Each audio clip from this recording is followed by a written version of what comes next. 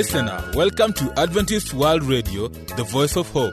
This is New Life program, and I'm your host, Tileno Diambo. Thank you for tuning in.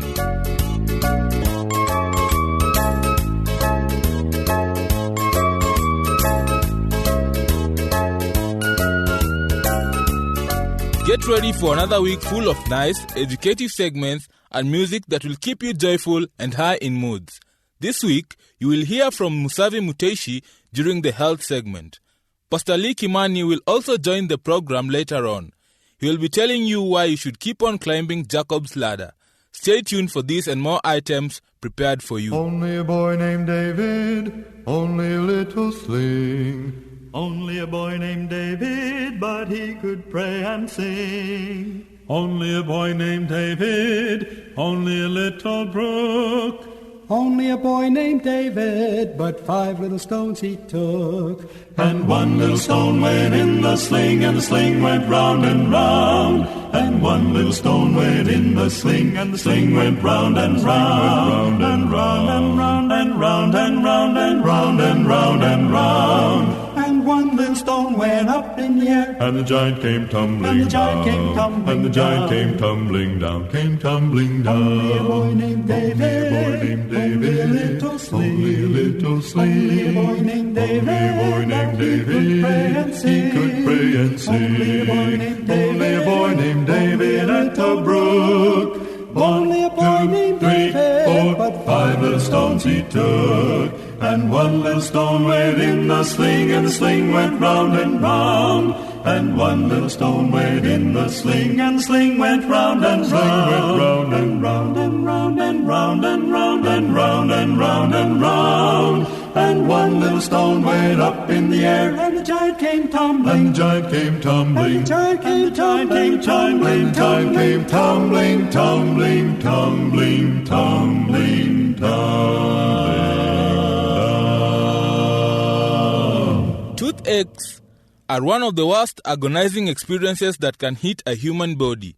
This can be brought about by either injuries or improper care of teeth.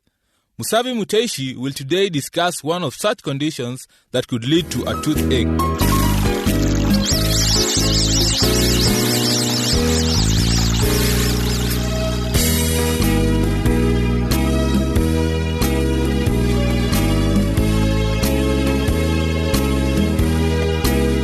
Hello, listener. Welcome to our program Health Nuggets. I am your presenter, Musavi Muteishi. Today we will talk about tooth decay. We were created with teeth to tear, cut, and grind the food we eat in preparation for swallowing. Chewing allows enzymes and lubricants released in the mouth to begin the digestion process. Our teeth are the hardest substance in our body, but tooth decay or dental caries has been a serious health problem for people in all nations since the beginning of time, and it remains the most common chronic disease in both children and adults. The World Health Organization estimates that 5 billion people worldwide suffer from tooth decay, even though the condition is largely preventable. For centuries, tooth decay was thought to be the handiwork of an evil toothworm that gnawed holes into the white enamel of the tooth, leaving behind pain and a deformed tooth. We now know that certain bacteria that live in the mouth discharge an acid that erodes into the enamel, starting the decay process. Once decay starts in the tooth, the only remedy is to drill out the decay and fill the tooth with a hard material. Worldwide, up to 90% of people have tooth decay or missing teeth. While the incidence is lowest among people living in African countries, it is the most common disease of the mouth in some countries of Asia and Latin America. In recent decades, decay has significantly decreased for most people in developed countries, although even there, it is worsening once again among young children. Even in countries such as the United States, more than 40% of children under the age of 11 have decay in their teeth. The bacteria that cause tooth decay live in film that sticks to the teeth to form what is known as plaque. Dental plaque is difficult to see unless your dentist stains it with special stains. This plaque causes both tooth decay as well as red, puffy, bleeding, inflammation of the gums at the roots of the teeth. If gum disease is not treated, the tissues holding the teeth in place are slowly destroyed, allowing the teeth to eventually fall out. Prevention is the best way to keep your teeth healthy and free of decay. So, how should you care for your teeth? There are 2 techniques that are extremely helpful. First, floss your teeth every day. Floss is merely string that you can use to slide back and forth between your teeth to remove germs and food particles. Ease the string gently into place between the teeth. Do not snap it into place as that could harm your gums. Next, brush your teeth. Use any toothbrushing method that is comfortable, but do not scrub hard back and forth. Small circular motions and short back and forth motions work well. Flossing and brushing after every meal is best, but even if these measures are done once a day, they will help to keep your teeth healthy. Flossing helps to prevent the development of inflammation of the gums that hold your teeth in place, and brushing removes the film of bacteria that causes tooth decay. There are also some things you can do to ensure healthy teeth in your child. As soon as their first tooth appears, begin cleaning it by wiping it every day with a clean, damp cloth. When more teeth come in, switch to a small, soft toothbrush. If you live in an area where toothpaste is readily available, protect your child's teeth with a toothpaste containing fluoride. Fluoride is important for fighting tooth decay, but there is an issue with using fluoride in small children. If children younger than age 6 years swallow too much fluoride, their permanent teeth may develop white spots. The American Academy of Pediatric Dentistry recommends using a smear of fluoride toothpaste for children under the age of 2 and a pea-sized amount for those aged 2 to 5 years. Children older than age 5 can use fluoride toothpaste without concerns. Also, encourage your children to eat regular, nutritious meals to prevent tooth decay. Avoid frequent between-meal snacks and sweet, sugary snacks. The bacteria that cause tooth decay use sugar to create the acid that causes the decay. Let us consider for a moment people who live in an area that lacks access to dentists or even such basic supplies as toothbrushes or toothpaste. How can they keep their teeth healthy? Advice from my personal dentist is that if you don't have access to a toothbrush, using something that has a little abrasive quality will work, even a moist rag or a clean piece of cloth. It can be moistened and used to rub over the surface of the teeth. A finger works well if you do not have a cloth available. If you must brush your teeth using a wet cloth or your finger, you can pour fine grit sand onto the wet cloth and apply that to your teeth.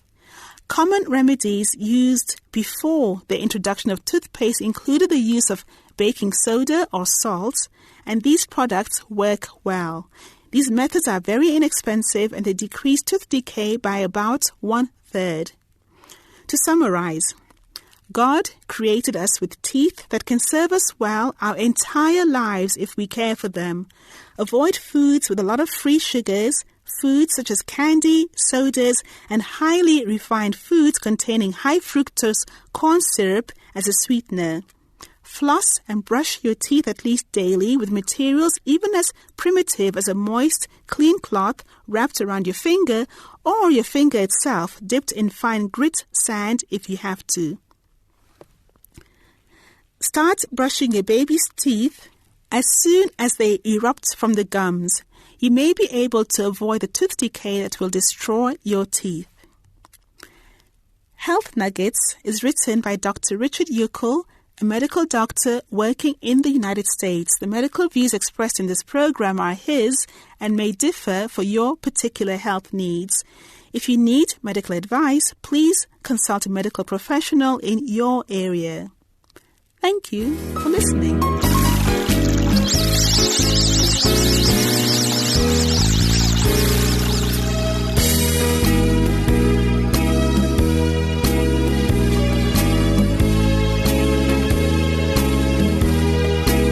Stay tuned to Adventist World Radio for great items that are about to come your way. Send us your views and concerns about this program to the producer, Adventist World Radio, P.O. Box 42276, code 00100, Nairobi, Kenya.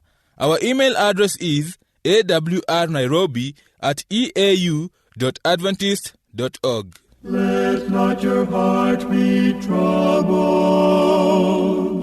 Ye believe in God and in me. In my Father's house are many mansions. I go to prepare a place for thee. The Lord is coming, are you ready?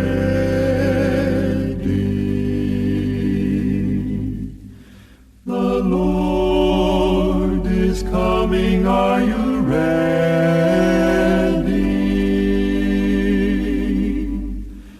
Would your heart be right if he came tonight? The Lord is coming, are you ready?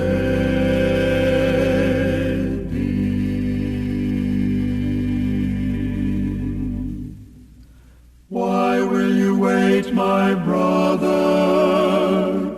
Promises of God all are true. Jesus bought your life on Calvary's mountain, and soon he will come again for you. The Lord is coming, are you ready?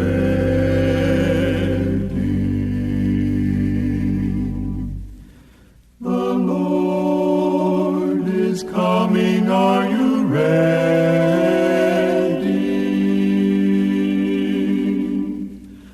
Would your heart be right if he came tonight?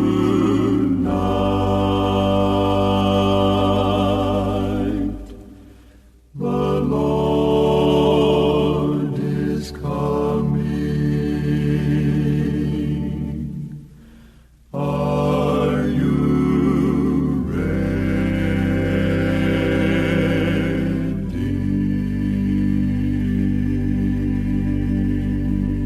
This is Adventist World Radio, the voice of hope. Pastor Lee Kimani is here with the first part of the two-part series on the topic, Keep on Climbing Jacob's Ladder. Be blessed.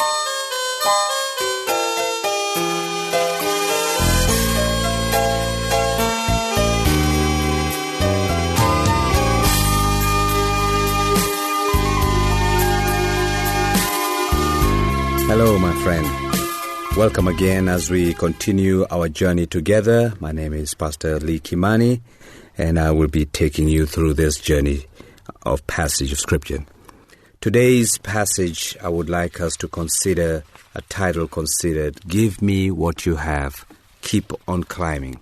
And this comes from the book of Genesis chapter 28 and verse 10. And it reads, Jacob left Beersheba and set out for Haran. When he reached a certain place, he stopped for the night because the sun had set. Taking one of the stones there, he put it under his head and lay down to sleep. He had a dream in which he saw a stairway resting on the earth with its top reaching to the heavens, and the angels of God were ascending and descending on it. There above it stood the Lord, and he said, I am the Lord, the God of your father Abraham, the God of Isaac. I will give you and your descendants the land on which you are lying. Your descendants will be like the dust of the earth, and you will spread out to the west, to the east, to the north, and to the south. All peoples on earth will be blessed through you and your offspring. I am with you and will watch over you wherever you go, and I will bring you back to this land. I will not leave you until I have done what I have promised. When Jacob awoke from his sleep, he thought, surely the Lord is in this place, and I was not aware of it. This passage, I would like us to share the song by Howard Thurman, which says, we are climbing Jacob's ladder. We are climbing Jacob's ladder, soldiers of the cross. This tune, though simple, is composed of a disturbing melody. It gathers all the hopes of human dreaming. It is a tune which enables heaven-bound singers to march through misery of slavery. We are climbing Jacob's ladder. Even in this age, it keeps coming back to the hallways of our mind. We are climbing Jacob's ladder, soldiers of a cross. We cannot approach the deeper meaning of this spiritual song born out of the crucible of pain and agony till we understand, my friend, the biblical context from this passage. The story of Jacob is historically fascinating. You see, God kept his promise to Abraham and Sarah long after their reproductive years had come to an end. And soon they had a son named Isaac. Isaac took a wife named Rebekah, and to this union they had twin sons whom they named Esau and Jacob. You will recall as we read the story that Esau and Jacob, when they were born, Esau was the firstborn and Jacob was the secondborn. The fact that Esau was the firstborn was significant because by right of birth in the Hebrew culture, Esau would succeed his father as the head of the family clan. And yet, even in the birth process, while Esau and Jacob were making their way down the birth canal, Jacob grabbed hold of Esau's heel, trying to gain a position of superiority and preeminence over his brother. You see, the name Jacob means he clutches. The name Jacob means one who is a supplanter. The name Jacob through history conjures up images of one who is identified with deceit and duplicity. The name Jacob is identified with a man who gained the birthright from his father through craftiness, deception, and guile. And it was as a consequence of Jacob's deceptive practice that he incurred the wrath of his brother. In a moment of weakness, the younger Jacob outwitted his brother Esau. All for a plate of stew, Esau sold his birthright. Subsequently, Jacob convinced blind Isaac that he was in fact Esau, and he received the blessing that Esau, his older brother, should have received. As a consequence, the Bible records in Genesis 27:41 that Esau hated his brother because of the blessing his father had given him. And he said to himself, the days of mourning for my father are near, then I will kill my brother Jacob. So Jacob was in jeopardy. Jacob could not stay, and so Jacob left. And so Genesis 28:10 records that Jacob left Beersheba and set out for Haran. Jacob left Beersheba, a vagabond and a fugitive. Jacob went out on that dusty road to Haran with guilt as his only companion.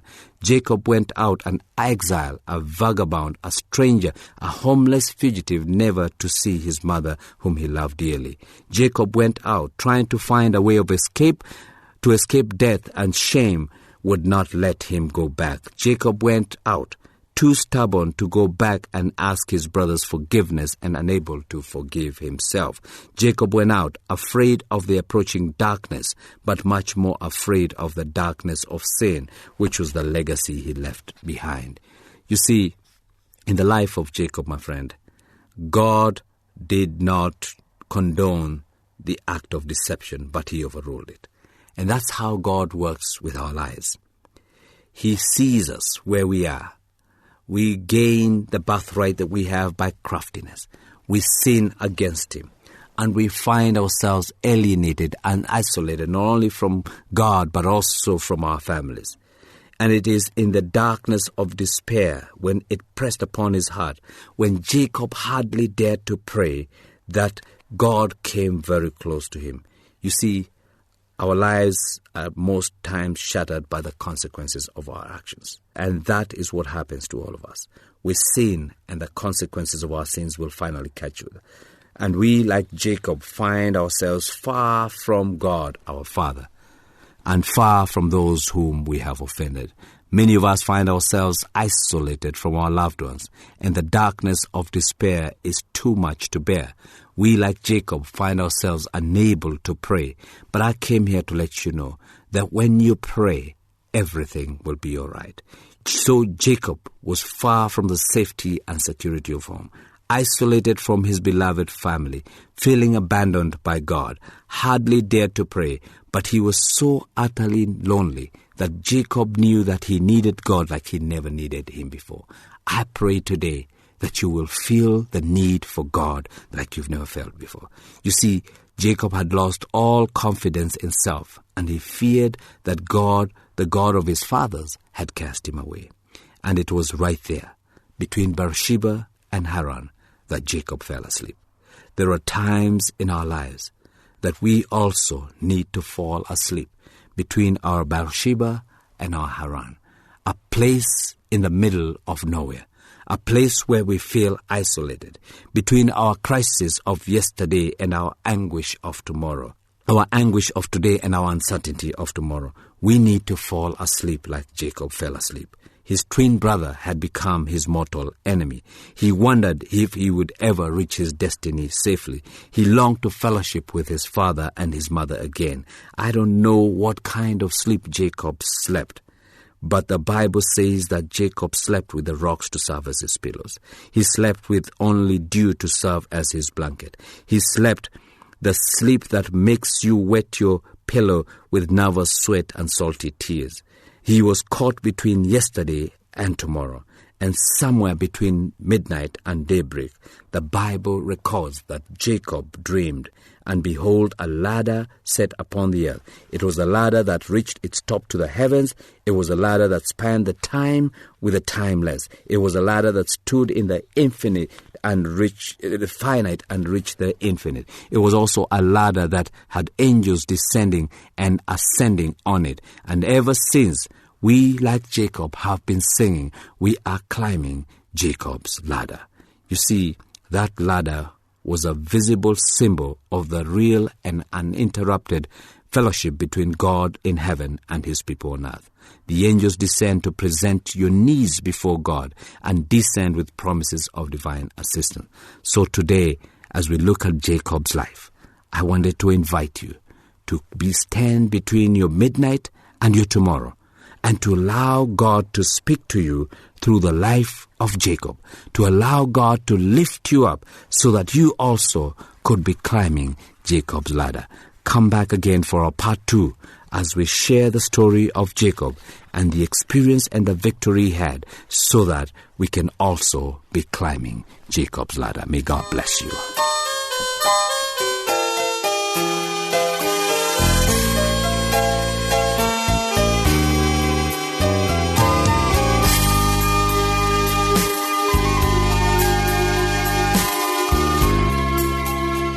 It has been satisfying having you as my listener this day.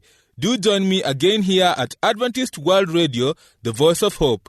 If you have any comments, suggestions, or opinions about this program, send them to the producer, Adventist World Radio, P.O. Box 42276, code 00100, Nairobi, Kenya. Our email address is awrnairobi@eau.adventist.org. From the entire New Life production team, I say thank you and be blessed. I have been your presenter, Chilen Odhiambo.